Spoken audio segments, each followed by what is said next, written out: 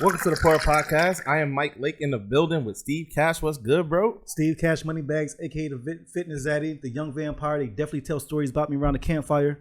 I'm feeling good. I'm feeling great. Happy Saturday. Yeah, man. It's different. It's different. We usually record on Sunday. Yeah.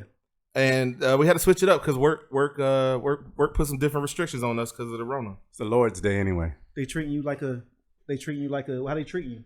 Everything's good. We was getting mad OT. I've been working like 65 hours and shit. And then let me borrow $1. Nah, you good? But I can get $1. Nah, you good? Damn, you good. You got to submit requests through some other source, but they submit requests through the GAT I got on me. they cut us down to 40. They cut us down to 40. That voice you hear, actually, as always, CP34 is here with us. What up, Claude? What's going on? It's the voice of God. And we got special guests in the building. Who? That dude, the man, the myth, the legend. I don't know what they know you as beyond that. What else they call you? The sixth man, the Wild 94.1. Okay. The former co-host of Off Top Tampa. Your favorite comedians. Turn up on them.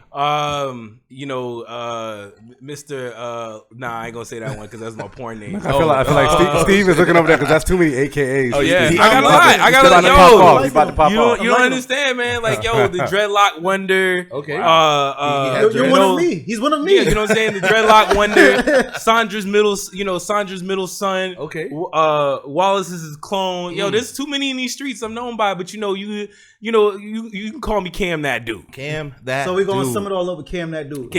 Welcome, Cam that dude. Appreciate you doing the podcast, man. Of course. Appreciate you coming through, man. I appreciate y'all having me. Let's salute to that. Yeah, salute man. to that. Little Salute to all the melanin in the room right now. Toasty. Clink, You know clink, what I'm clink, clink. Plastic cup. I gotta verbalize mine. Mine come with sound effects. Yours is tap tap. Yeah, you know what I'm saying? That's how my plastic cup do. You know what I'm saying? Like I said, I travel with mine. Salute to all y'all with H1N1. Just like y'all travel with Charles, I travel with mine. You guys salute them every now and then because they feel left out probably. You know what I'm saying? They probably forgotten about. If we're gonna be real, can we say Corona's like a top 5 virus? Because this is like, Ebola was catching bodies, bro, but Corona's actually shutting shit down. It might be top 3 in our era. Easy. If it's top 3, it ain't 2 or 3. It ain't like, 2. Yeah. Like, AIDS, HIV ain't shut shit down. About AIDS. You know what I'm saying? Like, Ebola, it was catching bodies, ain't shut shit down. The regular flu ain't shut shit down. Never. Coronavirus stopped the regular NBA. flu don't even get no respect. Yo, what? It stopped the NBA, stopped NHL, MLB, it stopped soccer. It stopped, Hell, locally, they closed the casino, and I was like, yo, them motherfuckers don't close for nothing. Magic Johnson didn't even stop the NBA. He didn't, man. Corona did. And he almost did. He came close. Magic came close to stopping the NBA. Magic almost shut the All-Star game down. Yeah. Like the most that happens when Magic bleeds is the game gets paused. Like, but it's like, yo, Corona was like, nah, we done. I shut all this shit down. Worldwide. Rona-V is a different type of bitch. Rona-V. That's a whole different type of bitch. I'm still in that. You really? I'm still in it. I'm gonna say it live on Wild, and I'm not gonna give you no credit. No credit. Zero credit. Rona-V definitely got to be like the child that had to pick her own switch, and she's back with the vengeance. Oh yeah, she's back with the vengeance. With the shits. Man, I'm not saying Rona-V is a bad bitch, but she got some hands. She got some hands out here. Bro, I just noticed. Let me see the hoodie. Dirty laundry. Okay, I noticed a little diamond in the Y. That's kind of dirty laundry. One time, I want to give a quick shout out to like all the clothing labels in the city because that's a local spot. Yeah. Tell them to holler at us. They're going to definitely be upset that I didn't rock them. One time for City of Swig. Okay. John is definitely killing the game over there with his clothing label. One time for Yampa International, Ja with the reflectors. Like, yo, Ja is very underrated. I seen what he got coming up. There's a lot of hotness coming. One time for Pusha Preem with Tampa Tees. One time for Authentic Major with Dirty Laundry. Hey man, this is turned into a commercial, though. Damn straight. I got a lot of them. They paid you? Nah. You know what I'm saying? Do we get a cut? It's showing love. Do we get a cut? It's showing love. Engineer, I'm gonna make a note. Make sure we cut this part. Make sure we cut this part short. It's all right. We still on my Instagram live. 5 minutes, 39 seconds. You know what I'm saying? Like, hey, I'm just wanting to show love to the local labels. So you do a lot of networking out here. You can say that. You can say I do. You can say I do a lot of networking. It's only because I personally don't think I'm shit.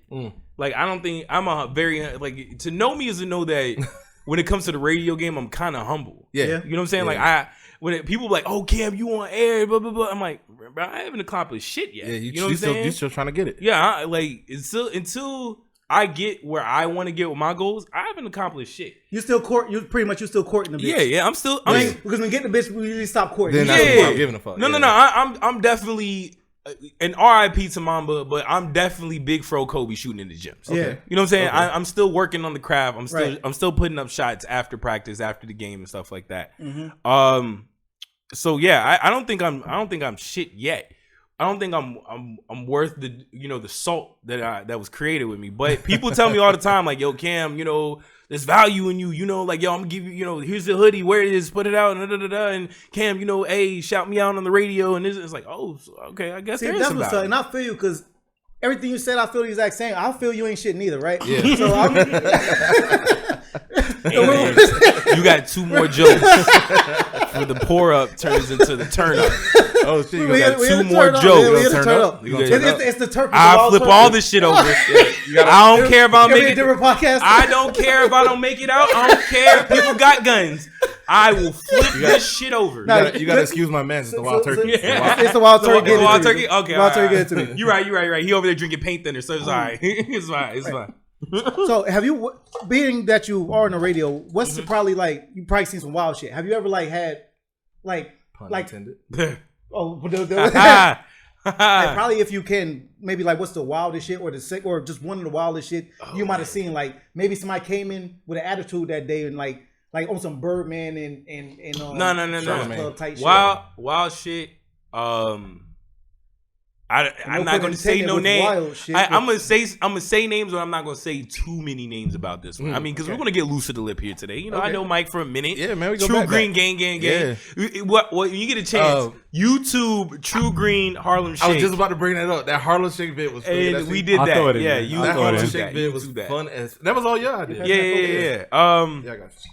I'm not going to say no names, but one artist came and he beat up. Yeah, tell me off. Appreciate you. He came and he came to Wild Splash and he beat up a sound engineer. Oh, damn. Like in the studio? No. Like he was at Wild Splash. Oh, okay. And the sound engineer was trying to help his sound perform into.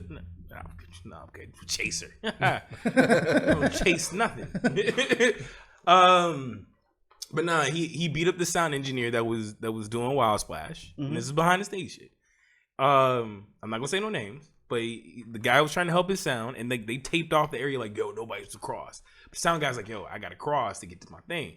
He crossed. He couldn't go around though? Yeah, he couldn't because they kind of made it impossible for him to go around. Okay, so he crossed and got beat the fuck up. So it was like he got jumped. It was like 1-on-1. Nah, it was the rapper security versus him. I feel like I got an idea, afterwards, DMX ain't stopped none of them. It's not. You're not gonna get me to say anything.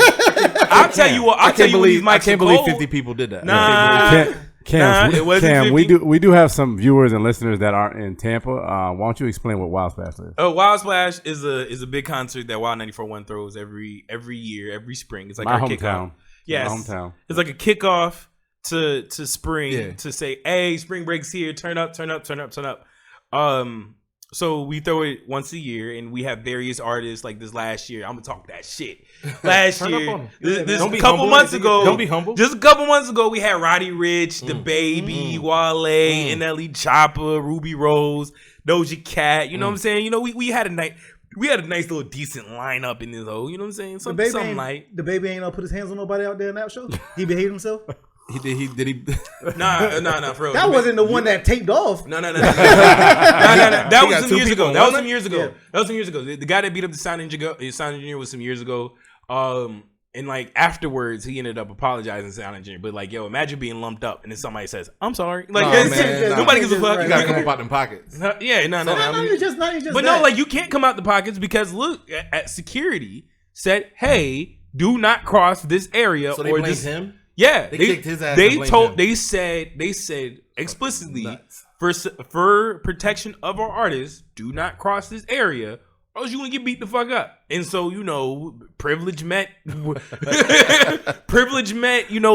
boundary and got beat the fuck up. So reparations. Well, I mean, I guess don't say that. I need my check. I guess if you're warned, like let me think. Let me put it on myself. If I've been warned, but he got like the name tag and shit. Like he worked. Nah, fam. That's nuts. That's nuts. Sometimes you just gotta respect the guard. That's how. If you're not really with the shits, sometimes you just gotta. That's how us as men, how we talk about. Oh, if a woman comes to our house and gets butt naked, you're like, yo, if you come to my house and get butt naked, X, Y, and Z is going to happen to you.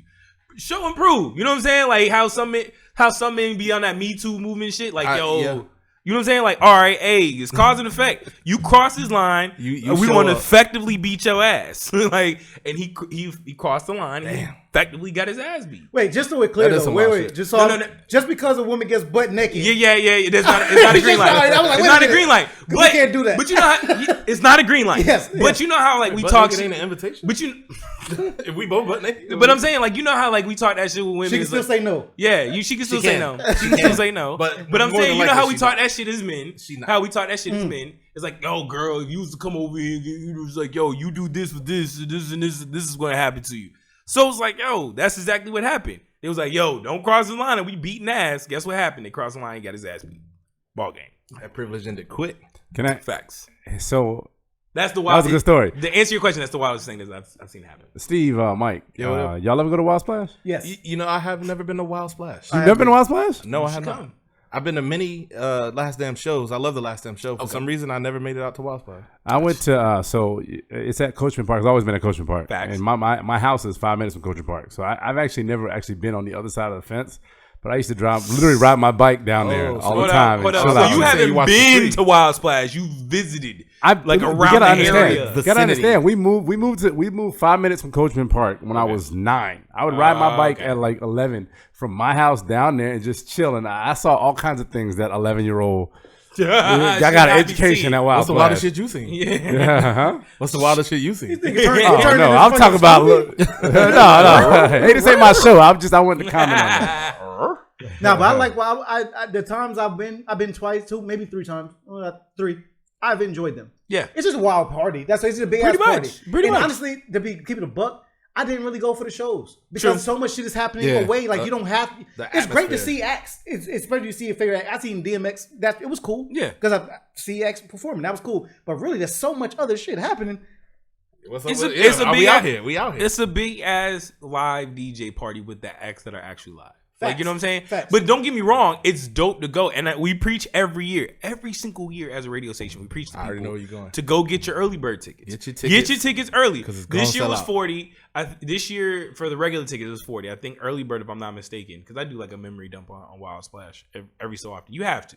But yeah, you can't live with that. Yeah, you can't live with that because it gets stress. It gets hella stressful, and I'm just part time. Yeah, so it's like the full time people. Even more. One time for Brewster, one time for Orlando, one time for Tom Davis, Richie Ortiz, so on. And everybody who puts their hands in it, they're stressed out beyond max. Mm-hmm. You know what I'm saying? So we tell everybody every year, go get your tickets at $25. We don't put on a bad show. Never once. We don't put on bad acts. I can guarantee you there's going to be at least 2, 3, maybe 4 people that you like that's on the lineup. I like how y'all do it too, because y'all usually start selling tickets before y'all even announce who coming through. Yeah. Because it's on the strength of the name. Yeah. You should know. Like that's tough. You're going to know that you're going to see a chick who has too much cheeks for her little boy shorts. You know you're going to see a chick who's top heavy come out with a piece of string on. For the ladies, you know you're going to see a big brolic dude wearing a small tank top, or some dude wearing gray sweatpants in the middle of March, whatever the case may be, whatever floats your boat. Whatever get them hot. You know that it's a vibe. Yeah. It's a vibe. So there's no reason for you not to go. It's always like the current hottest acts at that time. Bring a little beach towel if you got to. Pick your spot in the grass and just relax. Smoke that. never seen. You hit him with the poetry clock? I hit him with the poetry. I ain't never see cops stop people from smoking and shit out there. Maybe they do. I'm just saying what I seen. People, they seem to smoke freely, so you got your little section. Yeah. Niggas is smoking, niggas passing bottles, people enjoying themselves. Facts. I ain't really see much. I don't see much smoke or violence either. The times I've been. Exactly. I see any fights. I hit him with the poetry snap because I messed up my middle finger. Giving it to too many people, so when I clap, it kind of shocks. Wait, giving it to too many people, like giving people the bird, like I can't squeeze. I don't know when. Where your brain at, Mike? Yeah, exactly. Where your brain at over there? Exactly. You know what I'm saying? Like, what the fuck were you doing? Giving people the finger. Like, I get it now. Thank you, Mike. You sprained your finger. Have another sip. I'll be back there. So no, like turkey is like I don't know when, but like I can't squeeze nothing with my middle finger, and it's just like it hurts. So like when I clap, it's painful. Fucking shit up. Yeah. So how long was you out there this year? You were talking about Wild Splash. You over 12 hours? 12 hours easy. I was there from like 10. The sun. Yeah, I was out there from like 10 a.m. Are y'all allowed to drink while you're in like working? No, because y'all got to be like on point. Every time you, and that's the misconception. Because they think y'all drinking and partying like no. Wait, Cam ain't nobody drinking? No, I mean the workers. I'm saying none of the workers drinking at all. They probably hit it behind the. They probably. Oh, come on. We're telling you the official word. Nah, we need some behind the scenes. Here's the thing. Here's what we need. The full time, the people that are on air Monday through Friday, they drink. You know, they're drinking, with the exception of Meredith because she's pregnant. Big ups to the Meredith. the people that have contracts. I mean, the full time people, they're drinking. It is what it is. But you know, the people that you like, the part times that are there, like myself, the street team, so on and so forth. No, we're not drinking because we have to work. We have to be about ourselves. You have to realize at Wild Splash, not only do we have to get artists where they have to go, and you have to throw on a show. You have to be kind of sober to do so. Like, imagine me walking. We don't know nothing about that. What I'm saying, this production knows nothing about that. Imagine me walking into like go for the turkey. Like, yo, what do you not have to live for? you must be hanging it up on life. Cleanse your innards. It's quarantine energy. Okay, but say like, imagine me going into like Ruby Rose's room or Wale's room, right? Slurred and high out my mind. You know what I'm saying? Like, yo, check it. It ain't good business. Yeah, you know what I'm saying? Like, you go on stage in 5 minutes. You got meet and greets and not for 12 hours. 12 hours. That's too much. You know what I'm saying? Like, long. I can honestly say with a straight face, in the Wild Splash was my 6th one last year. The 6 years I've done Wild Splash, I haven't had a drop of alcohol. That's good. Damn, I haven't had a drop of alcohol because it's not a show to be played with. You know what I'm saying? It's not a show to be played with. I haven't smoked. I haven't drank because it's still courting a bitch. That's what it is. It's not just that. It's a show not to be played with because like people don't realize how much it goes into it. They think it's all right. You hire the artist and then like since I'm backstage working, I'm partying it up, I'm selfieing and shit like no. I'm working. It's a lot of logistics. Yeah, I'm working. I'm setting up rooms. I'm making sure that the artists want this X, Y, and Z. Like rude artist. You ever like you? Even if you don't want to give names, cool. A rude ass artist, like someone like you just an asshole, bro. Like or even like YouTube, you acting like you're far too popping for what you really are. Definitely don't give a name, but I'm not gonna give names. But there was one artist, and y'all probably saw it on Twitter. She was rude this year. Yeah, I know exactly what you're talking about. She was wild. She was wild mid. She was really whack. Why Cardi act that way? No, she wasn't there this year. see. You see this? You come do shit with black people, and they just don't give a fuck about your job. Like it's like you knew what you were getting into. Yeah, you just don't give a fuck about my job. You knew what you were getting into. But there was one artist this year. She was mad. She was mad because people weren't really vibing to her songs. But it's like, yo, I'm not gonna give it. She didn't show. What she want people to do? Like wow the fuck. Yeah, but you performing your extra pop song. Her shit is very pop. It was very pop. It was very pop. And then like you're at a hip hop show doing pop. Like Ruby Rose, who's quintessentially a pop artist, who when she gets some more scratch in the game, she has the look, she has the style. She's going to transition into pop. That's just the way the world works. She can still have a foot in the hip hop game because she's cool. She's cool as hell. Yeah, and she works with hip hop artists, but she's eventually going to make that jump. And if you want your money in your bag, exactly. If you're smart, you'll make that. Exactly.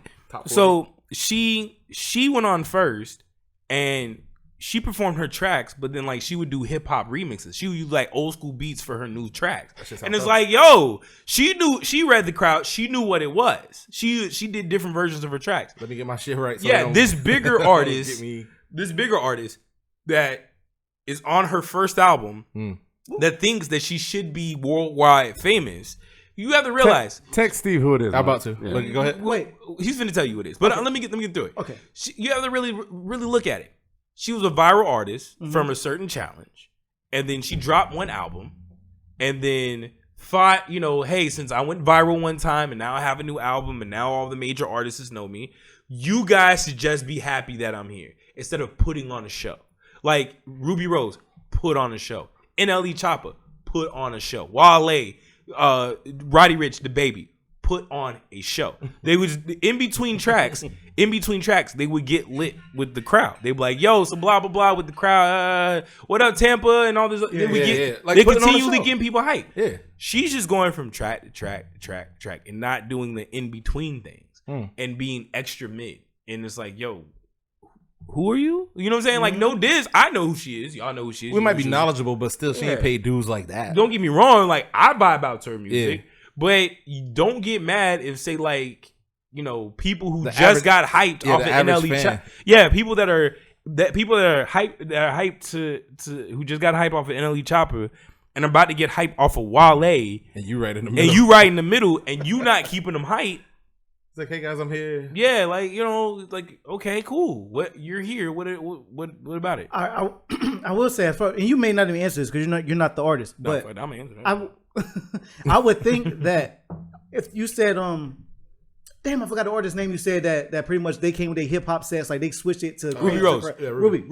All right, she switched it. But if you go to do a show, are you actually able to flip shit around and be like, hey, look, I noticed the crowd is a little more hip hop based. Yeah. So absolutely. So okay, cool. Absolutely. So there's no contract restricting them from. Not that I here's the thing. I don't want to say yes or no because I don't know. I don't know the rooms. Like, I don't know how the set list gets passed. I don't know all this. You know what I'm saying?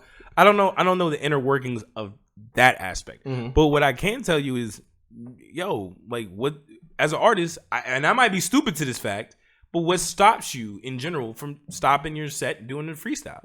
Yeah, who's gonna tell you no? Yeah, if you're on stage in the middle of a performance, you know what I'm saying? Like, hey, if you know this is a large in part hip hop show. And it's like, yo, I'm performing these pop tracks and they're not feeling it. But if your freestyle game is pretty decent, it's passable. That people are like, ooh, like, right. And plus they already focus you, so either way you wanna, it's gonna be cool. Like, yo, who's to stop you from like, all right, hey, y'all ain't, you know what? Yo, DJ, throw on that da-da-da-da and you do like a pre-rehearsed freestyle. Who's to know that you're lying? 100. I like that. You know what I'm saying? I saw you took a picture with Tom. Did he perform? Oh, Tom G? Yeah. Nah, he didn't perform. TBAB performed with Wale, but nah, Tom G. And one time for Tom G. Yeah, shout out to Tom. Here's his album.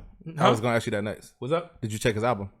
I checked out a few of them. I haven't got around to it because I'm still in love with the J Electronica track, the written testimony. We can get into that. I'm in love with that album. He got a track with the boy Fresh P, and I definitely feel like that's going to be a problem once everybody, because Fresh P is a killer performer. Tom G is already, we know what Tom G brings. Yeah. So like, I feel if they can link up and go around, like once this is passed, and they link up and start performing that together, and we can talk about local artists whenever y'all want to, but I think we might as well do it now because we're here.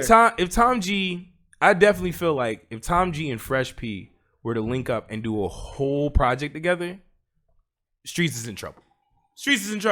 Because Tom G, you already know is going to give you that party vibe. Yeah, you got, and he's going to give you those bars. Deep cut. Yeah, he's got energy and bars.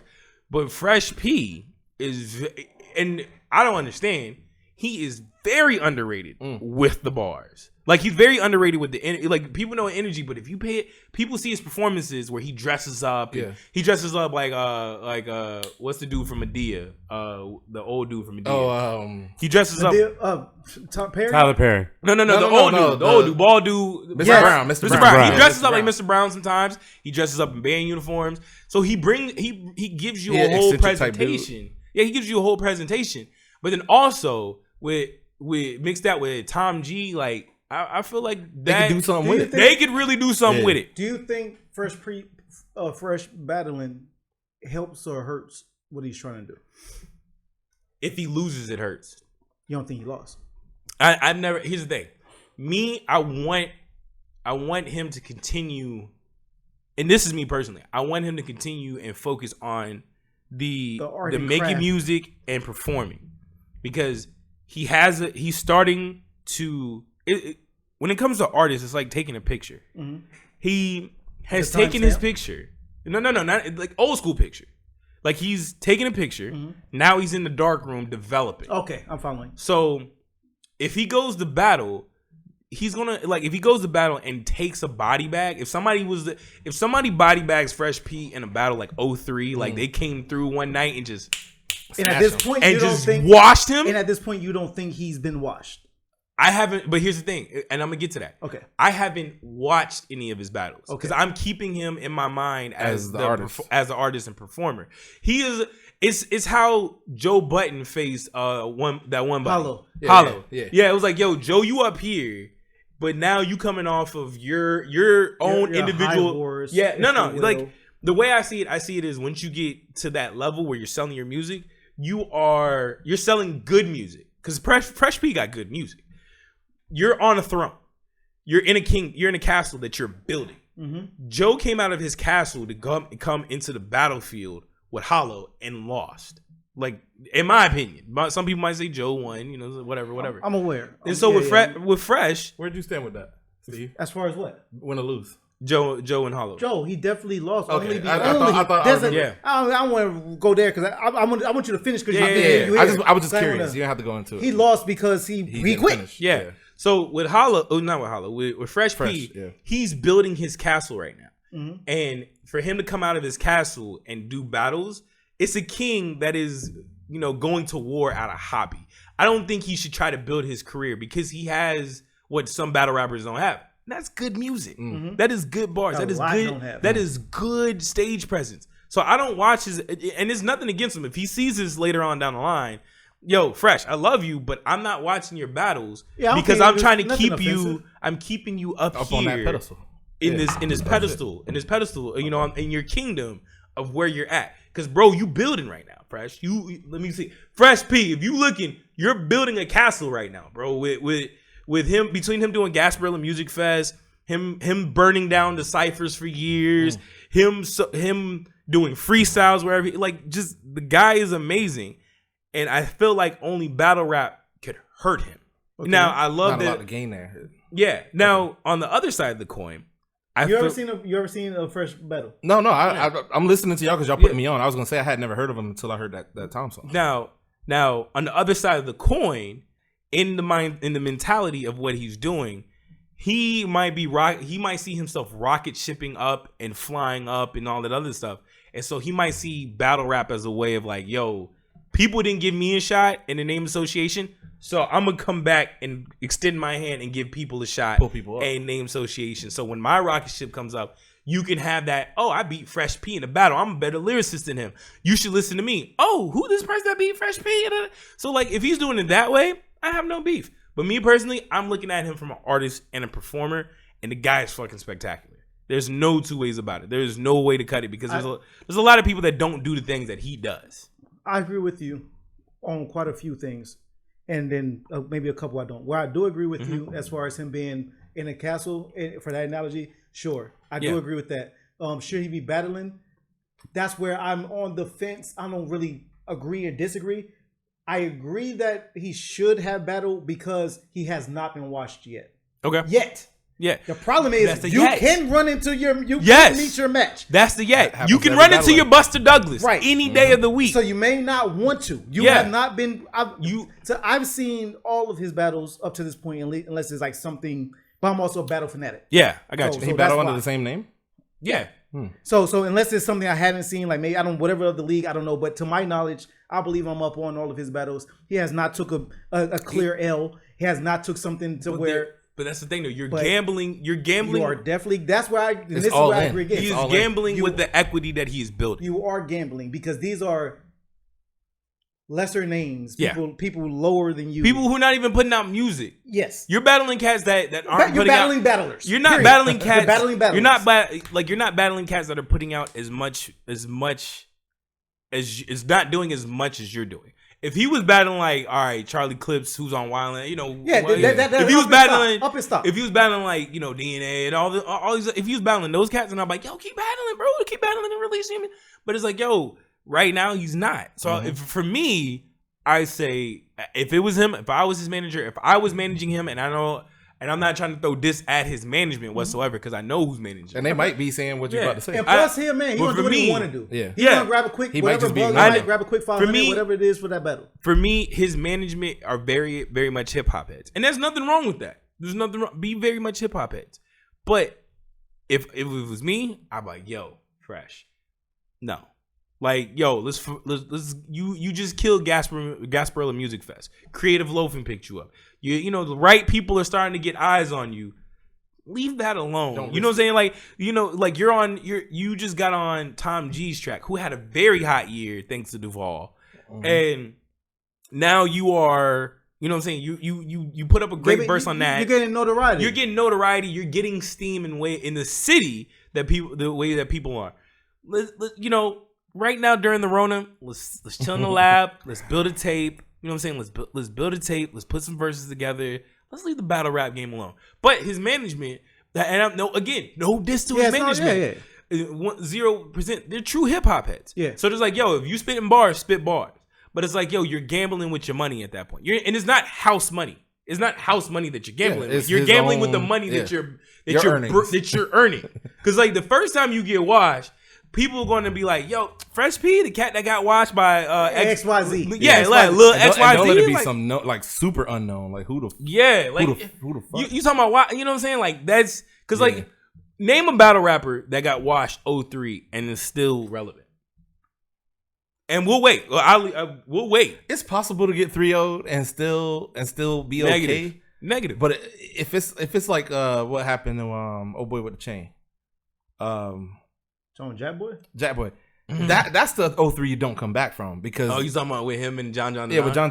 But there's some 3-0s that aren't that bad. Go get it. Oh, that was so hurtful. I was saying there are some 3-0s that aren't that bad. I'm not for black on black crime. You got 10-9, 10-9, 10-9. Yeah. Judge's decision 3-0 to the winner. And I give you that. There was one battle I saw, and it was Craig Lamar versus Lou Cypher. It was two Tampa cats. Yeah.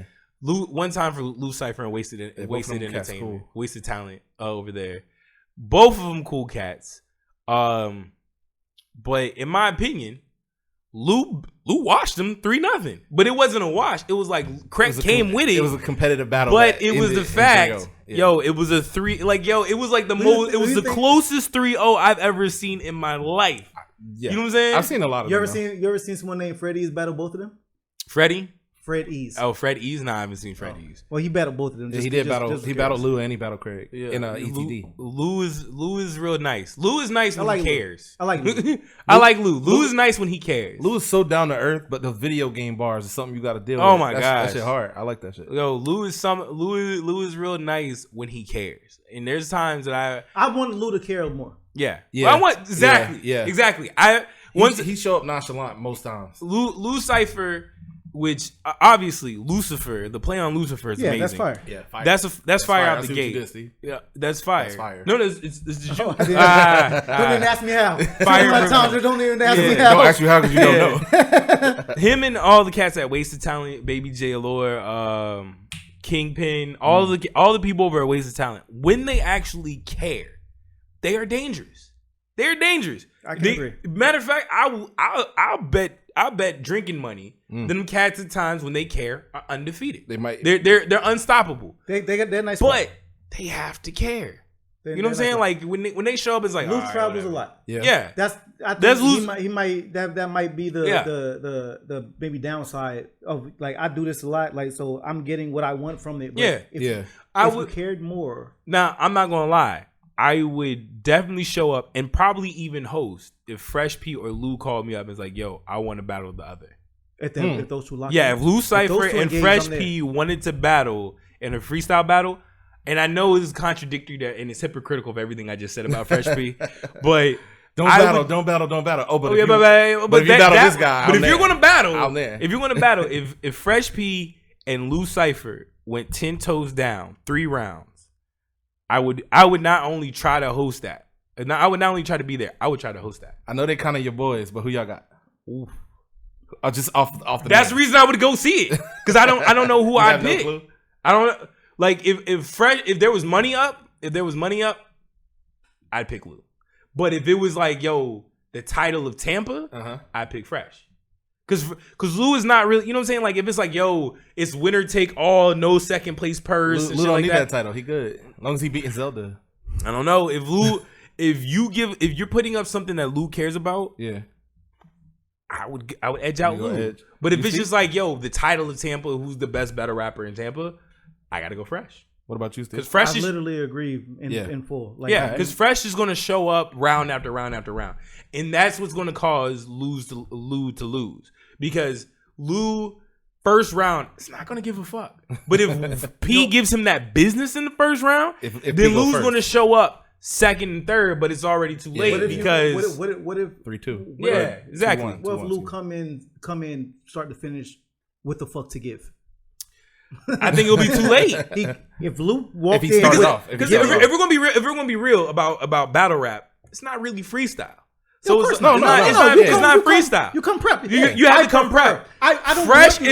Fresh is going to come prep. I don't want you to come exactly. Prep. Fresh is going to come prep from beginning to middle to end and every space in between. Lou is nice with the freestyle. So you're gonna be able to rebuttal. His rebuttal game is nice. So what's going to happen is that Fresh is going to take the first one. Fresh is going to take the first one. Lou will come in on the second in the rebuttal and take that. But Fresh is going to get him in the third, so it's going to be 2-1. I understand that, but I may have to disagree depending on who win the coin flip. Yeah, depending on who go first. Because the Fresh went first and Lou kind of rebutted some of that. He might I'm putting. You're right. I'm thinking about this as far as Lou going first, right? If that and Fresh P going second. Okay. Yeah. Then it's like, yo, Lou's gonna phone it in a little bit, and then Fresh is gonna drag him in the first round, and that's a round loss. I got a question for both of y'all. If y'all seen this, even if y'all hadn't seen it, I'm gonna put it up so y'all can see it. Putting y'all mental. Are y'all both aware of 40 Cal, old school? Yeah. Recently, he had a battle, which was just the other day, that has been released with Ill Will. We talked about that before. And his battle is out now. I gotta see it. All right, because clearly neither one of you have seen it. Yeah. And again, this is my shit. I'm a battle rap fanatic. This is my shit. My free time when I'm quarantined, me and my quarantine bae, we're doing a lot of fucking and battle rap. We're not 6 feet. We're not 6 feet right now. Yeah, we're not 6 feet. We violating and we face each other. Yeah, we should be opposite sides. So, but 40 Cal. Without giving we don't got to stay with battle. Yeah. We can switch it. I just need to get this off. Should take a break, but go ahead. You want all right before the break? Yeah. 40 Cal is one of the best older rappers that has came back to the newer rappers and did his fucking thing. Oh, word. Yeah. 40 did his thing. Whether he won or lost, that could be something else. Yeah. But just to hear that, that he went and he actually stepped into the ring. But also, I also have to give it 40 this. The fact that 40 was actually a battle rapper from the Fight Club first. Already. From the whole pool table being between people. Yeah. Cassidy really never was really that. Cannabis never really was that. Yeah. We never saw Cassidy. But he said he was. Button was really, Button was never really that. But 40 was the battle rapper signed to Dipset. So it was still his thing. Like, this was his thing. Yeah. But 40, I was completely impressed. Whether he won or lost. What league was it? RBE? RBE. Okay. Battle, RBE league. So anyway, that was that. I wanted to put y'all on that shit.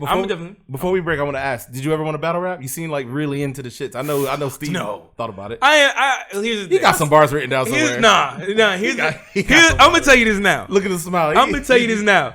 I am the most rhythmless black man that you will meet in America.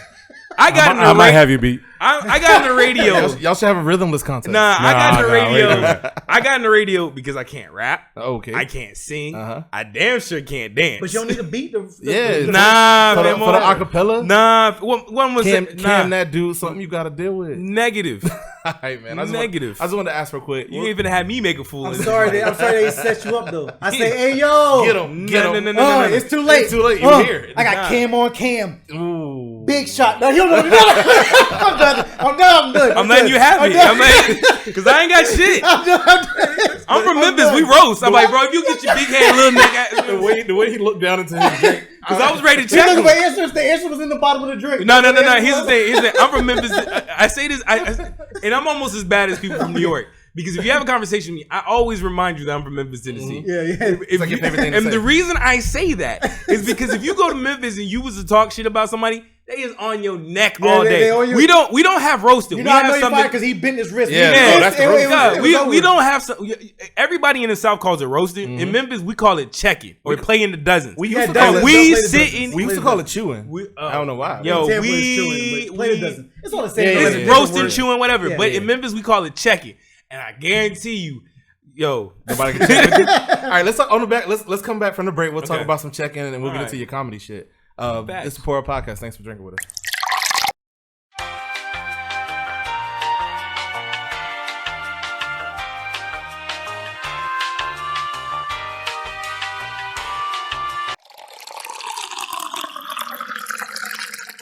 And we back with the Pour Up Podcast. Steve Cash, the fitness zaddy, aka the vampire. They definitely tell stories about me around the campfire. I'm still in here with my other half co-host. One half of the Pour Up Podcast. And we're still in here with our guests. Wait, I'm Mike Lake. You didn't even let the man finish. He was done. I wasn't done. I didn't see my name.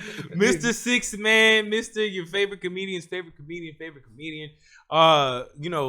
So much subscribe. You just call me Cam that dude. We ain't gonna have time between y'all. I know I had to cut my time so he can hit run out. While we're at it, Instagram and Twitter, Cam that dude. Cam that dude. Yep. I'm definitely gonna check you promote your pot on here? Or are you holding off? No, I can promote it. Me and the homie Richie Rich Ortiz. The other, he works Sundays 6 to 11. I'm Saturdays 2 to 6. We're linking up. Superpower, Wonder Twin Powers activate. Oh, wait, this news to me. Oh yeah, breaking news. Me and him are getting together. We're going to do the Freaking Dude podcast. Oh shit! I see. Two wild young gunners getting together, talking reckless. I see. All right, you hear it first on the Pour Up Podcast. Yeah, I was talking about the other thing. You just do a curveball. Coming soon. What else are you talking about? Views of that dude. Oh, views. That's done. Yeah, that's done. That was a one man show podcast, and I wasn't feeling it. Oh, okay. So me and Rich are going to get together. The Freaking Dude the Freaking Dude podcast. We're definitely going to take off. The dude, he the freak? No. He's the freaking Puerto Rican. Yeah. I'm Cam that dude. Okay. So that makes sense. I got you. You know what I'm saying? So we're coming together like that racist and macho man, coming together. Because I refuse to say that man's name. But that racist brother. And macho man when they shook hands. I hear you, brother. Yeah, that guy. We're linking up because here's the weird thing about that is for years me and Rich we've always had a sibling rivalry. You know what I'm saying? He started wild just a little bit before me on the street team, and then I came right after him. So it's always been a sibling rivalry. Who's gonna get where first? But it's bruh. Why not just use our powers together and just take over the game? And Justice League Avengers shit. Yeah, you know what I'm saying? Yeah. Why, when you say why street bet team, that? for people who may not know, promotions team. It's the entry level. If you're trying to work in radio, unless you have a 4-year degree and a popping ass Instagram and all this other shit, you're always going to start street team. You're always going to start part time in some way, shape, or form. You're always going to start entry level and then work your way up. So people come into the building. And people come into the building and be like, "Hey, I'm gonna work here." And 6 months later, "Oh, I've been here for 6 months. Throw me on air." It doesn't work like that. You gotta hustle your ass off. Rich was there. I would say Rich was there for about a year. Then he got on air. I was there for a year, and then we got on air. But here's the thing, and this might be us. This might be me tooting both of our horns. We're two cats that kind of broke the mold. Okay. Because like there was times where people be like, yo, it took me like 3 or 4 years before I touched the mic. It took me like 4 or 5 years before I touched the mic. Man, there's some people that have been amazing on and you know they never touched the mic. Yeah. Is this specific to your station or is this just in general? Just in general. That's how they do it. That's in general in life and radio, where people be like, yo, it's gonna it takes you forever. You know, some cats will try to deter you and tell you it takes you forever to get to a mic. Whereas if that's the case, if your average is about 4 or 5 years, 6, 7, how many ever? Yeah, you definitely broke the fact that me and Rich did it within a year. Yeah, we link up together. Yeah, y'all breaking ground. We about to link up together. Imagine what we finna do with this podcast. So it's gonna be funny. Let's see. Tune in. You know what I'm saying? We don't have an Instagram yet. You could again this follow. Is early. This is early announcement. This is early. This is early tuned. announcement. Stay You know what I'm saying? I fuck with Mike. I fuck with y'all. Y'all heard it here on the Pour Up though. Fuck with both of y'all. When they blow up, remember where you heard it first. Exactly. Now we're gonna use it for a drop. Yeah. We're gonna constantly loop this. Yo, this is Cam, that dude, the Y94 one. This is the Pour Up. No, but like follow my. Actually, no bullshit. I stopped it short. I'll do it afterwards. I stopped it short. I'll do a cleaner one afterwards. But follow my homie. Richie is RICHIE_Ortiz on Instagram. And you follow me, Cam, that dude. And when we make the announcement of the Instagram, I'm definitely and everything, following Richie. Yeah. Not kidding. Richie, Never mind me. Before we took a break, we was talking about checking. Oh, you roasting like that? Like you nice like that, bruh? Wait, don't roast me though. I'm not ready. I'm disgusting like that. I'm disgusting. Are you a comedian? I'm both.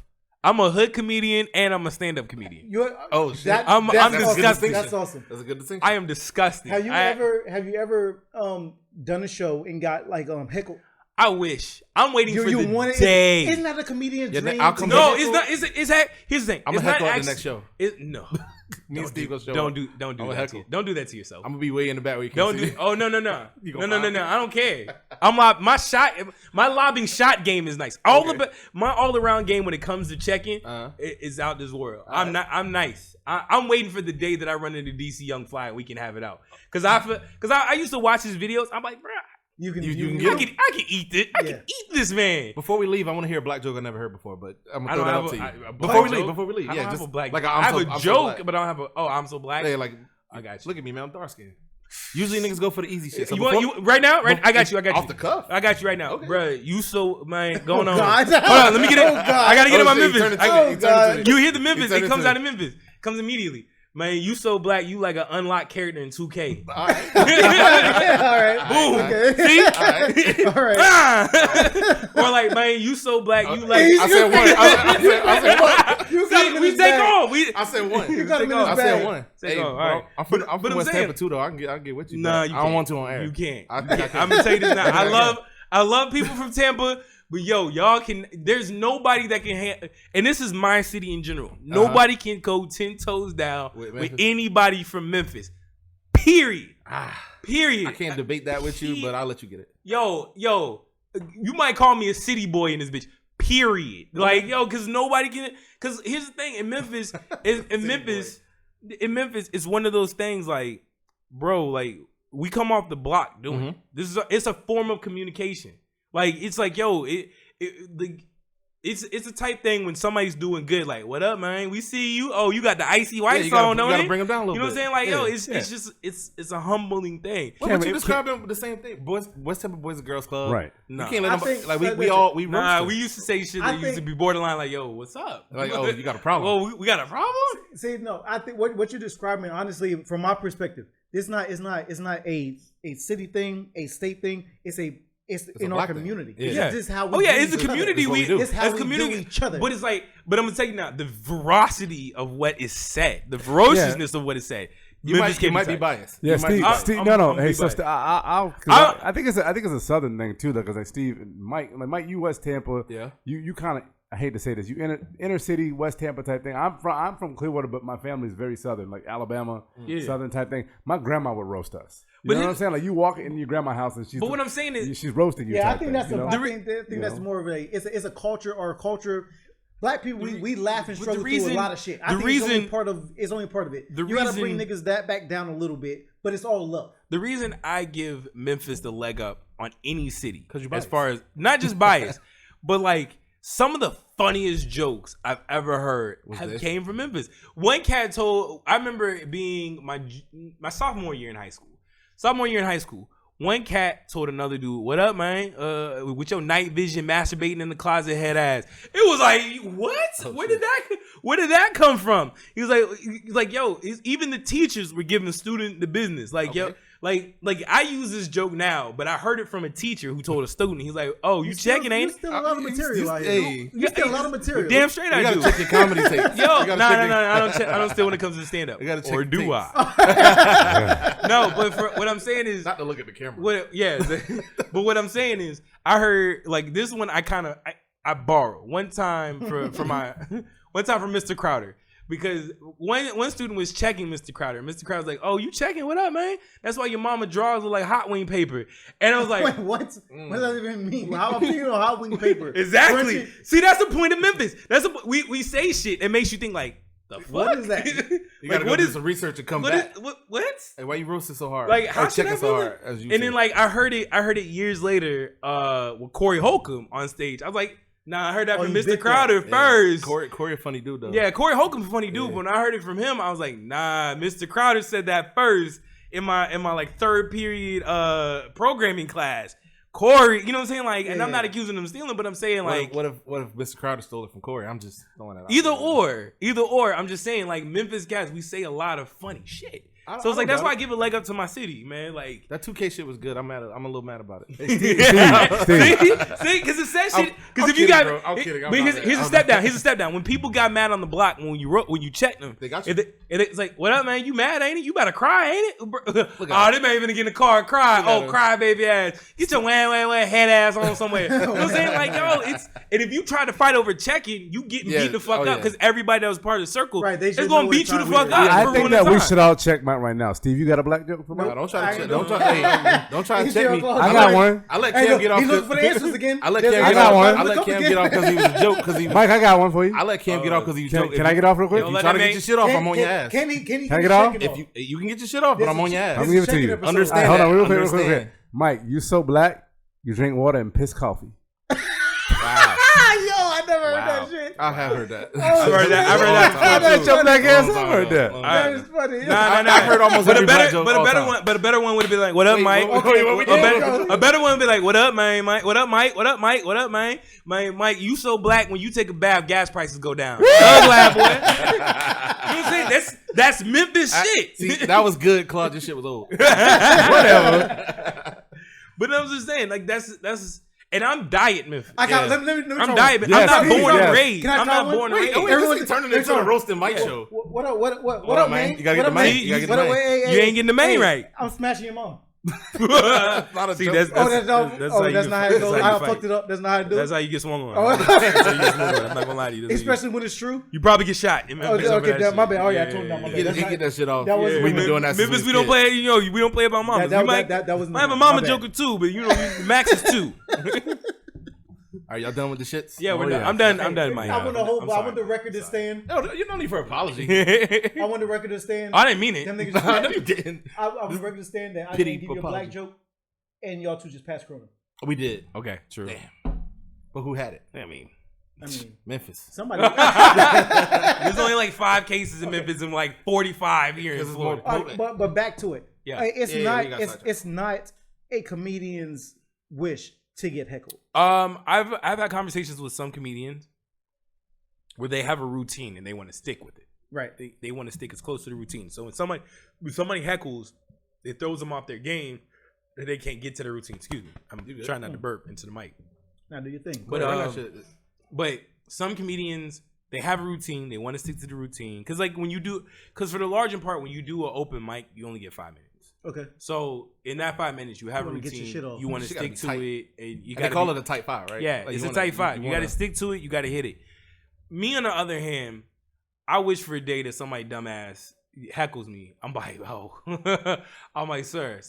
Before we get started, are you sure you gonna spend all 5 minutes? Ma'am, are you sure this is what you want? And then that's when the That's when the Memphis come out. Fuck the routine. Your ass is finna get all this heat. You the routine. Cam, I got a question for you. I'm gonna give my one deep question of the show, which is always do. There should be a sounder for that. I'm a big fan of comedy. Huge. Mike. I don't know if you know, I'm a huge fan of comedy. I love stand-up comedy. Favorite Rich Pryor, Cosby. We'll take that back. But huge fan of comedy. What I know though is like usually, because Steve asked, is it a comedian's wish to get heckled? I feel like even if it's not their wish, I feel like minority and women comedians will, without a shadow of a doubt, get heckled a lot more so than women or minority comedians. Basically, is that like so? Steve said you've never been heckled before. You don't wish for it, but you're prepared for it, right? Though. Yeah, I'm prepared. Yeah. I'm prepared. I was doing an open mic some months ago over at Iberian Rooster. Shout out to that. And there was one person who was drunk and was heckling everybody. I was like, please. And they allow him. They didn't kick him. They didn't kick him out because that's how you cut your teeth. Yeah. That's how you get stronger. So you called it, what was that term? Cut your teeth. That's how you cut your teeth, like a baby's teeth. Oh, like, teeth. Okay, I got you. And I was up next. I was like one or two comedians. Were you a little away. Were you a little bit? Fuck no. I wanted this dude. I was on. You had pre-jokes ready? I had it ready in my head. I had my routine, and then I had my sidebar if this guy wanted to smoke. Yeah, I was ready. Did you almost not even get into your routine? No. Before he even had it. No, I had my routine. I had my routine down pat, and then I was ready for him. But then he went upstairs because like in Iberian Rooster they do it in the basement. But he went upstairs and got a drink, and he was gone my whole 5 minutes. I was like, fuck. Because if he would have shown up, if he would have said, oh my God. Somebody, yo, look, I don't pray for mass shootings. But I would have roasted this dude to the fact that he probably would have shot the place up. Damn. Because I would have been on his. I'm like, what's up, bro? Like, yo, you out here fucking your sister trying to talk about me. Like, I would have. See, these are just everyone. First one out the gate. He was like, from the hip. Yeah. From the hip. He's like, I'm not fucking my sister. Fine, your cousin. Whatever, dude. Let me do my thing. You know what I'm saying? I would have been on his neck. Like, yo, it would have been from the outset. And like, I hear horror stories where comedians are like frozen and they get taken, and it's like, bro, I pray. I go. Yeah, I'm like, sure different comedians are cut from different cloths. Yeah, what it said say, I wish. I wish a nigga would. I blow my candles out on my birthday, wishing that this happened. I watched that shit last night. I watched King's Comedy last night. Yeah, I wish a nigga would. I blow my birthday candles out like, let this be the year that somebody heckle me. I'm going viral. What was the spot I came out to support you at for your first ever Dunedin Brewery? One time for that wasn't a Rooster joint. Nah, it was Iberian Roosters downtown Tampa. Dunedin Breweries obviously in Dunedin. One time for Minister Brad Gilmore and John J. Murray. They do a great job out there. That's cool. Yeah, it was cool. Yeah. It was a fun little, and you killed your set too. Those are your highs. Have you ever bombed? Yeah. What's the fuck yes? What's the dead silence? Oh my God! I had one where it was a bunch of frat boys. It was last year Halloween, and I had a set, and I'm not gonna run through the set, but it was a set about black people in Halloween and how we don't do it. Go ahead and bomb here. Yeah, I want to hear. No, okay, I can run through it. I was like, yo, Halloween was last week. You know, black people we don't really celebrate because every day is kind of scary for us. Like my coworkers, they wanted me to go to fucking Screamageddon. And I was like, bitch, no, I'm not gonna do that. I've seen how this movie starts. Did you not see this shit? And then like, you know, and then I would go down the line. I went down the line of jokes, and they were like, there was one line of jokes I had was like, oh, my coworkers were talking about, oh, if they went and did a scary movie, who would they take? And people were like, yo, I would take Cam because Cam's the paranoid, scary one, and he'd be the first one to die to let us know there's a killer.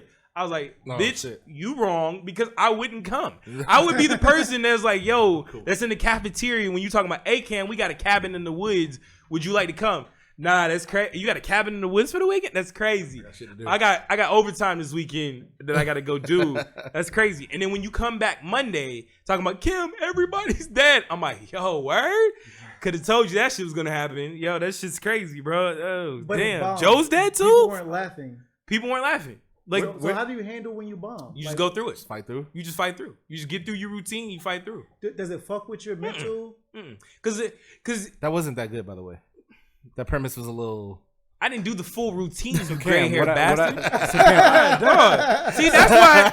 See, this motherfucker here. He called me gray hair bastard. So one of my lifelong dreams is to do stand-up comedy. Okay, do it. Yeah, it's easy. There's open mic. There's open. Well, when all this is over, but you're not. There's open mics everywhere. But you're not funny. I already said that earlier. Try it. Try again. I know I'm funny, but here's the thing: you laugh at everything he say. So knowing it ain't funny. It is. He laughing at Stop you. interrupting. Go ahead, Claude. So one of the things I will tell you is you that on our I've show. actually heard that the failure thing is a hit to the ego, but when you actually get that laughter though, that's almost like it's orgasmic drugs. almost. Yeah. It's a drug. It's like drugs. When you tell a joke and you get a room full of laughter, it's a drug. Actually, ever been in a room like just not stand up, just like telling a joke to your friends? Oh yeah. And people, like, Anytime laugh, that you, it's a because here's the thing with stand up, it's you're having a one-sided conversation and you're forcing people to laugh, and so it is a different type of high. Because when I did Dunedin, the next day I text my friend Barry S. Naylor, who fake funny comedy tour. Make sure you go check that out in a city near you. I text him. I was like, dude, I can't wait till I get to the next night. He's like, bro, you're addicted. You're addicted already because it's a drug. It's and you had a good set that night too. That shit, you was on it. It was exactly. It's a drug when you can force people to laugh. When you do that routine and every part of that routine hits.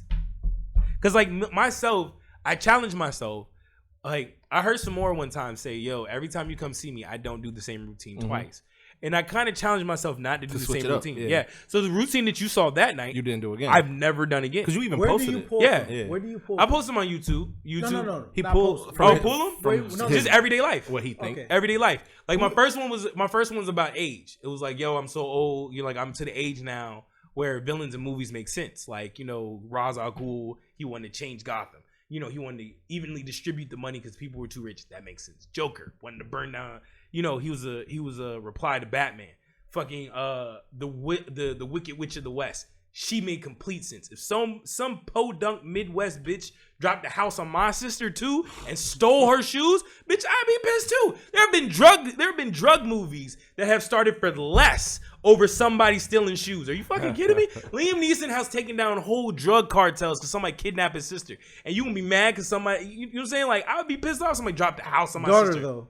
Nah, but you get what I I'm get what saying. you're saying. You know what I'm saying? Like that whole thing. Yeah. Cam, what? I'm cutting your teeth. I'm cutting your teeth. I get what you're saying. But like I'm giving you, I was giving you the driver. But this is what I'm saying. Like that was routine. I never ran that routine again. Yeah. So it's like, yo, I'm always trying. Yeah, like I'm always trying to like churn out new shit because my goal, I'm not gonna lie, my goal is to get a comedy special. Okay. And it's like, all right, if I know this hits, I don't want to do it again. If I know this doesn't work, I don't want to do it again. If you got your 30 or your hour special, would you pull from those old ones? Yeah, okay. Absolutely. You just said, if it hits, you ain't doing that again. And if it don't hit, you ain't doing that again. Yeah. I mean, so that means you're in a constant mode of creation. Yeah. But if it hits, everyone's not going to hear it unless you're going to redirect them. Are you redirecting them to the? I'm keeping them in my memory banks. Well, what I just asked him off to the side was, would he, if he got his 30-minute or his hour special, because that's like the comedian's goal is to get a comedy special. Would he pull from those old ones? Yeah, I would. Absolutely. If you could create a perfect set, whether it's 17 minutes, 24 minutes, whatever, what for Cam's perfect comedy set, how much time do you think you would need? An hour. 1 hour flat, 60 minutes. Yeah, that's like a comedian. Yeah, a regular special. I mean, he might be unorthodox. Yeah. No. I would go 45, 53 minutes, 45 to an hour because like I would pull from like everyday inspiration. Like my dream is to do a comedy special in the Orpheum Theater in Memphis, Tennessee. You don't want the Orpheum in Yuba? Nah. Nobody don't want the Orpheum. I mean, I would love to do a comedy show there. I would love to do one at Crowbar. I would love to do certain comedy shows, but it's like right now I'm still I in wish that all your success comes from Tampa and no one fucks with you in Tennessee. I want Tampa to love you and like support you. You know what? I would go do it at the Strat. I'll do it if I was to do. Oh, you made it then. Yeah, I would do 1 or 2 places. If I was to actually film, if Netflix tomorrow says like, hey Cam, or HBO, whoever was like, yo, we want you to do a full blown comedy special with us. Right, where are the venues that would you be? Top 2: Orpheum in Memphis, Strat Center in downtown Tampa. Question: easy money. What if they said we'll give you this special, a 16 city tour, everywhere but Memphis. Tampa being the most. Tampa being the most. I take it 4 times. I do Nashville. I would do like all in Tennessee. Then I would do like Nashville. I do Jackson, Tennessee. I would do Murfreesboro. Yeah, I circle around Memphis. What they gave you that? He's trying to be like, yo, you can't do Tennessee at all. Nothing in Tennessee. Nothing with a T in it except what Tampa. What if they say you can do Tennessee? You can do Tennessee. And that's a lot of cities. But you have to do it with a Tampa tattoo. Oh, on your forehead. No. Nothing crazy. I don't want to fuck up. Just on your shoulder, but it's going to be visible. In a Tampa shirt. I have a Tampa. One time for Fly ES, who I forgot to shout him out in the first part. I got a Tampa shirt for him too. But no, if I had to wear a Tampa shirt to do a comedy special in Memphis, I fuck with Tampa heavy. You from here? I fuck with Tampa heavy. No, but you from here. I wouldn't say I'm from here. Just like he from here. How long you been? I've been here. Quick bio. I went to school here for a little bit as a child, and then I graduated high school in Memphis. I went back and graduated high school in Memphis. Okay, you from Memphis then? And then where'd you lose your virginity? Yeah, you from where you lose Memphis. your virginity? I lost my virginity in Memphis. And quick, that's a funny story. Can I tell that real quick? Yeah. Yes. All right. We've done it on the First show and foremost, I need a camera cut when he said yes because he looked really sweet. He was like, it's already right he was there. like, yes. Yes. This the concept. You had a little shoulder shimmy when you did. I'm not used to getting roasted. That was a whole pause moment right there, my guy. I move out of shoulder move. Yeah, You've been quiet for the last 5 minutes. But when I said let me tell the story about how my dick's involved, you immediately was like, yes. He had too many S's in his yes. Yes. There should only be one S in your yes. There was about a good 2. Cam, well, I don't want you on the show no more. No, nah, bro. Like, all right. That's reverse psychology. All right. So here's the thing. When I lost my virginity when I was 16 years old, and I was hanging out with one of the homies. We on par. Yeah, I was hanging out with one of the homies. We were playing Tekken, and this is also the last time I played Tekken too. He's probably getting your ass whipped. I know. You look like you get washed. No. I don't. Was you now I probably do. Hold on. You fighting with Lou? No. It was Lou. Okay, with Law? You talking about with Law? No, make sure. If Lou Cypher, whatever character Lou had, I fight with Harang and Steve. Those are my guys, Harang and Steve. Because Harang is all kicks and Steve is all hands. So those are my 2 guys that I fight with. Period. Look at me, city girling again. A period. But you tell a story of virginity loss. So yeah, I was watching this dude with Harang and he couldn't figure it out. So his sister came in. She's like, "You trash," and his sister was like, "And he smashed on sister." Man, wait, let me get the story in. I was like his sister was like 5'3", curves in all the places, like just straight out the game curves.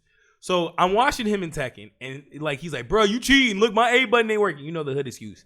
So it's always the A button. Something ain't plugged in. So his sister came in. She's like, "You trash. I'm like, "You can get these hands too." She's like, "I bet I can." I was like, "You can. I just told you can get these hands." And I'm not, you know what I'm saying? I didn't think about sex when I'm talking that shit.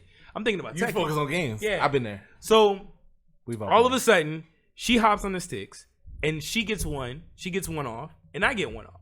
So it's like we beat each other 1-1. So it was like, "Yo, you ain't gonna beat me again." And so she was like, "Yo, how about we bet something?" I was like, "I ain't got no money because I didn't have a job then." She was like, "All right, well, how about the loser gives the winner head?" I was like, "You know what? I haven't had my dick sucked yet." So at this point, on point, it looks spectacular. Where's her brother at this point? Her brother left. We're sitting there in game number 1. We're intense because it went all 3 rounds. He was mad. And he left because she got the first one. He was like, "Man, fuck this shit." He left. He's like, "Dog, you actually took Cam to 3 rounds?" Because I was watching the little brother. Like, it was like perfects and everything. So he left and went to go play football. I didn't even know he left. Like, he went to go play football with the squad. So I'm up there just on the old big ass Duke controllers of Xbox. Yeah. So and I'm whooping. So then, like, we won one. She was like, "Yo, loser." Yeah, the big ass controllers. The big keyboard looking fuckers. Logs. So she was like, "Look." It's gonna be funny on camera. Yeah. She was like, the loser gives the winner head. I was like, all right, I got head at this point. Bruh, she broke out the fucking devil gin on my ass and went and washed me 0-2. Like, I lost 0-2. And she was like, so she pulled her pants. I was like, I'm thinking she's joking. because it's like, all right, I'm not really going to give the first woman in my life. That's how you lost your virginity, not how you ate cat. Wait, I'm about to get to it. I'm about to get to it. Because his beard is no. So she was like, all right. I'm like, all right. So I'm gonna dip. The guys are playing football. She's like, I need that. I was like, what? She's like, man, I'm not playing with you. I need that. I was like, you need what? She pulled her pants down, got on the bed. She's like, come with it. I was like, oh shit. I was like, she's for real. And Memphis women don't play about their head. They'll fight you. They'll really fight you if you trash you don't give it. They'll fight you. They some savages. Trash shit like some crawfish. Exactly. So I dove in, started giving her head. And it's your first time, so you don't even know what you're doing. I don't even know what I'm doing. I remember from American Pie. The whole the tornado, the tornado. Write her name in cursive with your tongue. I'm doing all those tricks. This is my first time. One of my Spanish homies told me that in middle school. This guy, he gets it. He hyped. The deep. Mama's like, I eat the booty too. Yes. I also gave head my first time. Yes. Okay, all right, good for you. All right, so that's a crazy story. So I'm giving KO. No, I'm joking. So I'm giving her head. Head, right?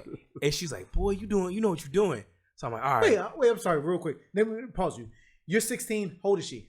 She's about 17. Okay, all right, go. So I'm giving it. So she's like, she's faking it at this point. I think she's faking it at this point because I know I'm wild trash at 16. At 16, you missing the clit and everything. Yeah, I know I'm missing everything. I'm missing everything. You're missing the speed I'm bag. not. You're all over the place. The speed bag is all over the place. If we're going to talk about this, we're going to be grown men. I'm not sucking on any lips. Yeah, of course not. I'm not like licking. I'm not doing anything. I'm just all over the place. You just cleaning everything. Yeah, I'm just cleaning everything. I'm horrible. Clean the house. You clean the house. Yeah, absolutely. My first time I was wilding too. No, I was horrible. I was fucking horrible. And so she got into this. She's like, boy, you doing your thing, blah, blah, blah. She's like, stop playing it. Put it in me. I was like, girl, you don't want that. You know what I'm saying? You don't want that. You know, you ain't ready. Yeah, wow. You ain't ready for all the thunder that I'm about to bring. He's literally verbatim my first time. Like, you know, I'm sitting there talking shit. I'm like, you don't want all this thunder and lightning I'm finna bring, girl. I said that shit for real. I said that shit for real. She was like, boy, stop playing. Give it to me. And she pulled down my pants. And so, like, I'm sitting there, exposed vagina, exposed penis. Door and stop. I'm thinking, you know what I'm saying? The door, yeah, straight, just on, just. Like just straight ready to go. And at this point, every time that I've tried to have sex, parents come home, somebody comes in the house and interrupts me. So I'm thinking like, all right, the alley-oop is about to get disrupted again. Yeah. I'm looking at the end zone, I'm gonna get tripped up. I'm looking at all the sports analogies in my head. So nothing's happening. I'm getting closer to the vagina with my penis. And next thing you know, and yeah, I looked at you with Mike. I looked at Mike when I said penis because you weren't making eye contact. He was. No, so then like I'm right there. I feel like I'm about to get touchdown. Nobody interrupts. I just go in, and the next thing you know, shit. I love how you didn't use protection. You went right. Oh yeah. My first time was raw as well. Yeah, I didn't because here's the thing. At 16. That's the thing. I was 16. You don't know nothing. You don't know what you don't know. Listen, condoms also are very difficult. Like you know what I'm saying. Around and do shit. You know what I'm saying? Like you have to figure out which way they roll out and shit. This was like at 16. I didn't know. So it was like I went in. So it was like she was like, "Oh boy," and like I knew I like where I'm at now at 32, almost 33. Mm-hmm. This year I turned the age where I've had sex more than I've been alive. Yeah, absolutely. More than I haven't. You're right. Yeah. But now it's like. When I look back, I know I was horrible. I know I was horrendous. I know she was faking that shit to the fullest. I appreciate you being honest. But she was all into it. Mm-hmm. And it, like next thing you know, like this is also where I fell in love with facials. Because when I finished, I like my young ass pulled out. Porn. No, I wasn't talking about porn, but my young ass pulled out and being overly excited, my first nut being busted by a woman. I shot up all the way to her upper from where body. You were standing. Yeah, from where I was standing. hit her dead in the cheek and crossed her lips. I was like, yo, mustache, bro. Yeah, I was like, yo, this is the prettiest that I've ever seen a woman look in my life, and I've been obsessed with trying to give a woman facial ever since. So, I'm just letting you know, sex with me, you're bound to get a face. All right, great. Yo, wild individual. But yeah, this nigga here, bro. Whose man's is this? Whose man's? That's my man's. First off, that's my man's. This is my man's. I'm glad y'all 6 feet apart. Heavy. I always claim my man's. That's my man's. Take me as I am, okay? That was a very good story. That was a very good story. Thank you. Did yours end the same way, Claude? You said everything was the same up until there. Did you bust off from 6 feet? No, I didn't. I shot like Steph Curry. I was inside. I shut off like Steph Curry. From the logo Yeah, from I was inside. Oh, you about to get her pregnant? No, I actually did use a condom. Inside. I was upset. I was crazy. I was afraid of baby. I wasn't even thinking about STDs. Like literally STDs. I didn't give a shit about STDs. You have to think about it. At 16? Baby scares me. Well, I was. And this sounds wild. I'll admit, I lost my. They know I lost my virginity at 19. I was 19.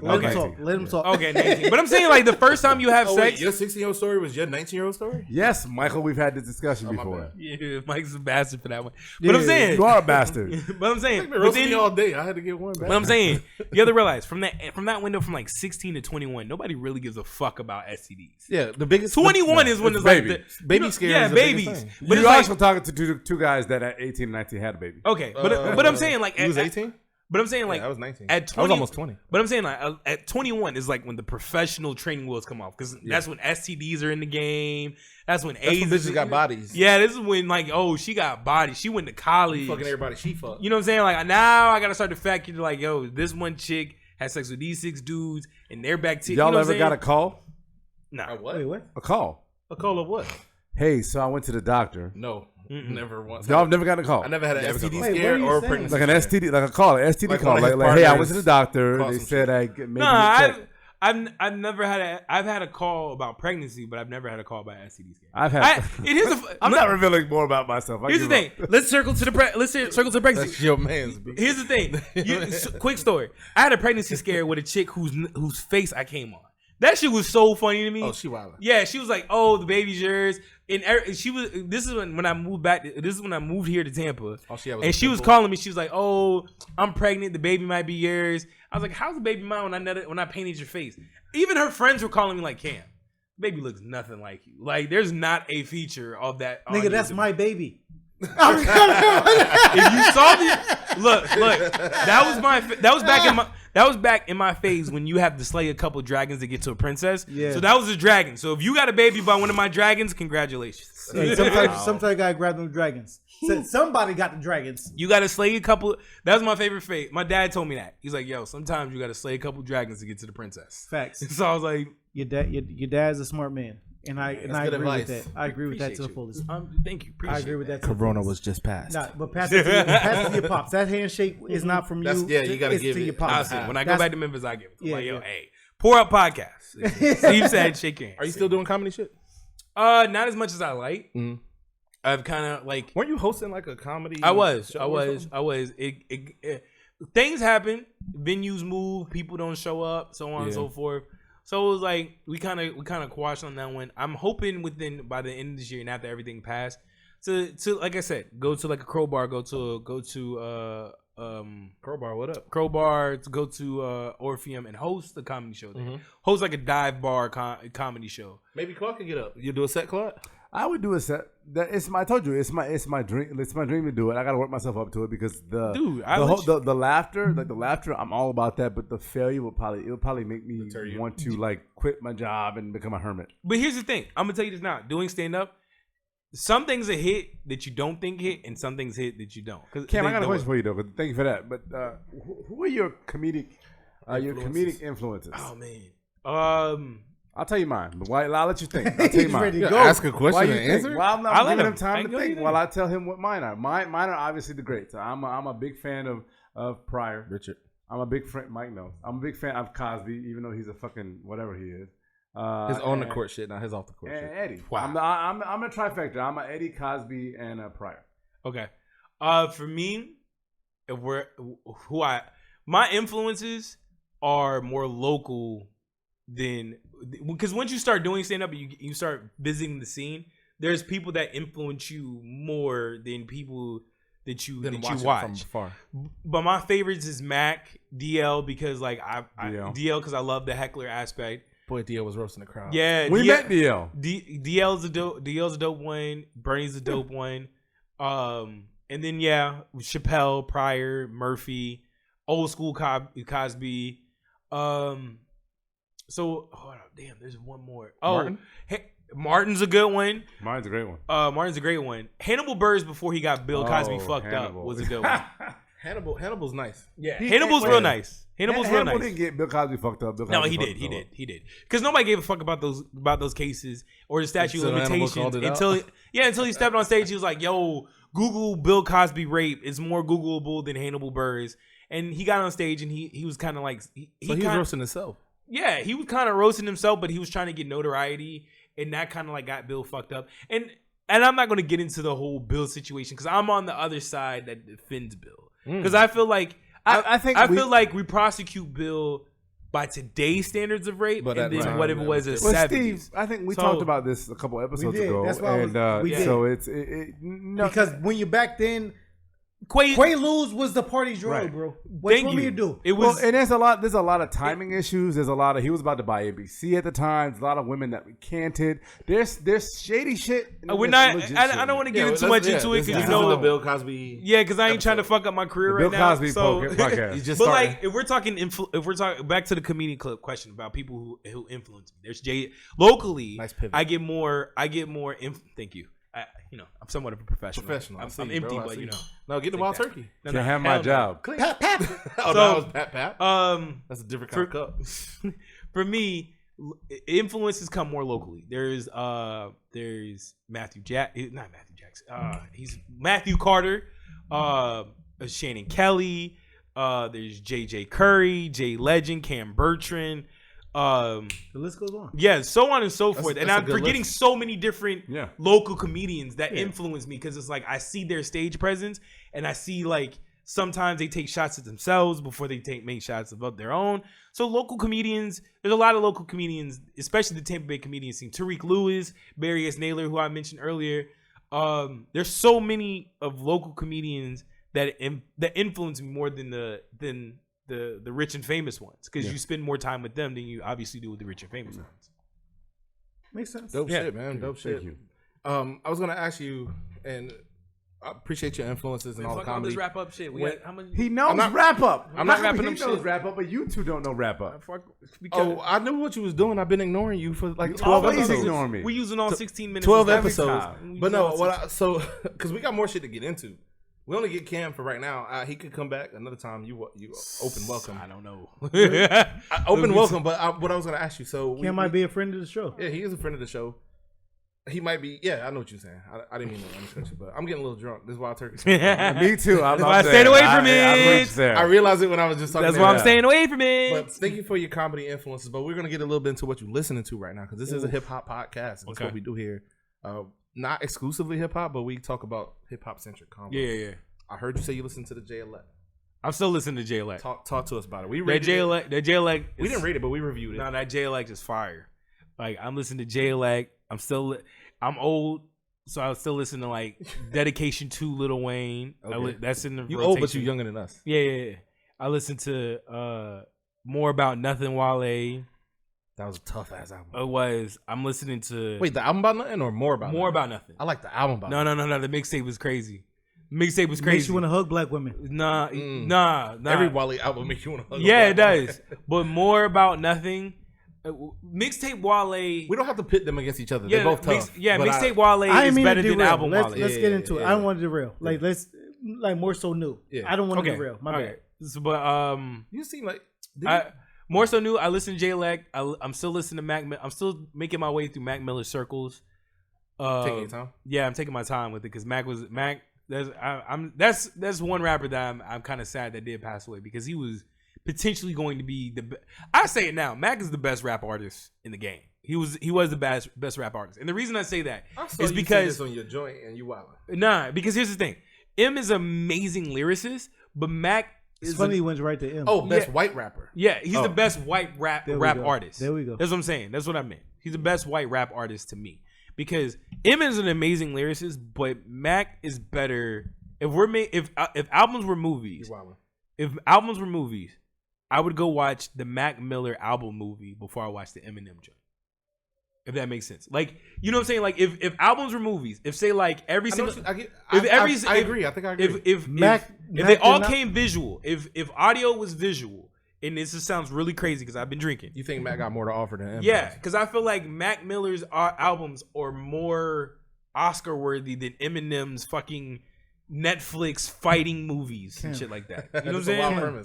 That's a wild premise. It maybe for me because it also goes back to y'all both been drinking Wild Turkey at this point. Because it goes back to my battle shit. Yeah.